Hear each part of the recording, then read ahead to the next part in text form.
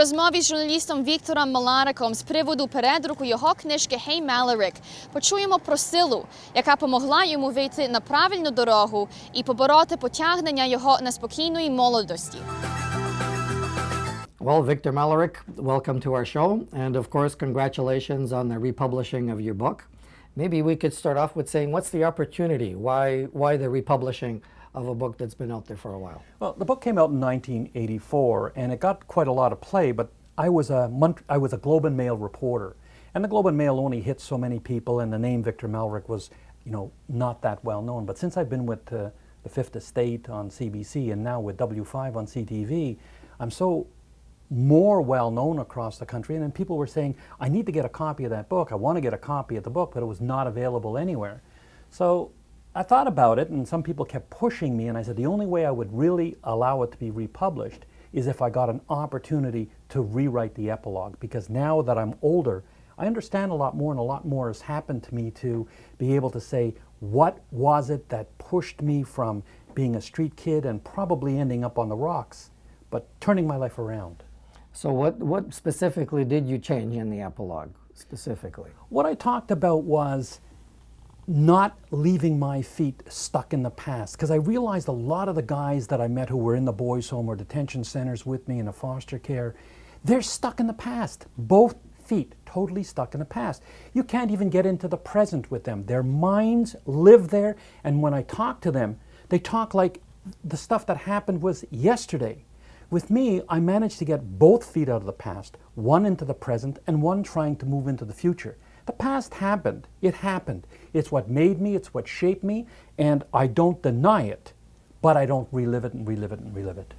Now, having a troubled childhood, maybe that's putting it mildly, but that doesn't necessarily happen only to you. No. Happens to a lot of kids. Yeah. But what was it that brought you out of there? What was it that, let's say, that made you leave all that behind and create the you that you are today? One of the things when I thought about it, it is spirituality.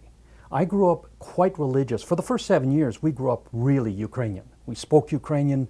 Everything was Ukrainian in our house. But I really believed in those commandments in God. There was something in me that was instilled in me as a child. I knew right from wrong, and everything that happened, even the crazy stuff I did, the fights I got into, the stupid robberies, everything that I did, I knew was wrong. And I think that sense of spirituality that was put in me by my mother stayed with me, and although during all that time, the 10 years that I'd spent in care, in the so-called care of the state, in boys' homes and detention centers, in that entire time, spirituality died. There was a spark, and that spark came to me when I was in a detention center, and I realized that everything that had happened to me in the first 17 years of my life, although I was partially the author of my own misfortune, you had an innocent little Ukrainian kid who was 7 years old suddenly become, in 10 years, this vicious kid that everyone said he's destined for a life of crime. But I managed to get out of it because I got re-in-touched with my spirit. Now, how does that happen? Or how do you cross the line from let's say being touched to actually going out and doing something about it?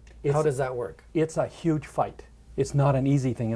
I came out of a detention center where I literally thought I was going to go to a penitentiary. I got a break from a judge.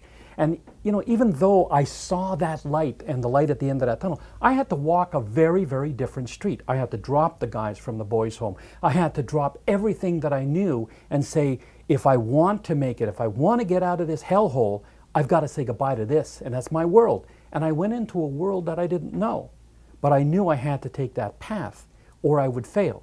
It was always a constant struggle, because I still had a chip on my shoulder. I was an angry young man. I was pissed off at everything that had happened to my family. I was pissed off at everyone. And I had to keep fighting myself and saying, why am I like this, and how can I change? How can I change? What do I need to do to change? And one of the things I needed to do was get away from the old school and start largely being by myself, or finding people that were calm and easy. And I found a lot of it, by the way, in music, because I played a trumpet and I played in bands, and it was a different world. So I got out of the world of fights and the world of arguments and the world of anger and the world of hate and started to move into another one. Not an easy job, though. Was there at any point in your life where you got that so-called break that helped you move on further on a path to reestablishing yourself? Strange serendipitous things. I really believe I have a guardian angel. The guardian angel is Mikola, who was my mother's godfather. When I was a very small child at 3 years old, I was taken into a room and he was dying on a bed. And there was this glow about him. And I held his hand and he said goodbye. And my mother said he really, really loved me. And I really loved him. I always remember him. I could bring his face to me right now.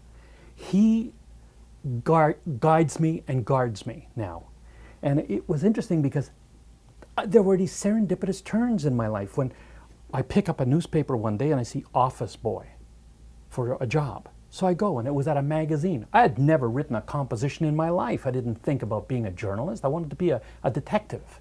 I wanted to be a fighter pilot. I wanted to do crazy, wild things. And that led me into this world of journalism.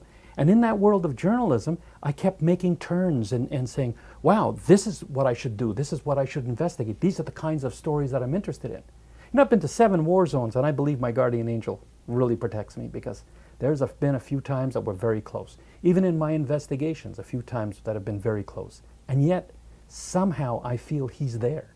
He's there to help me and guide me, and it's good.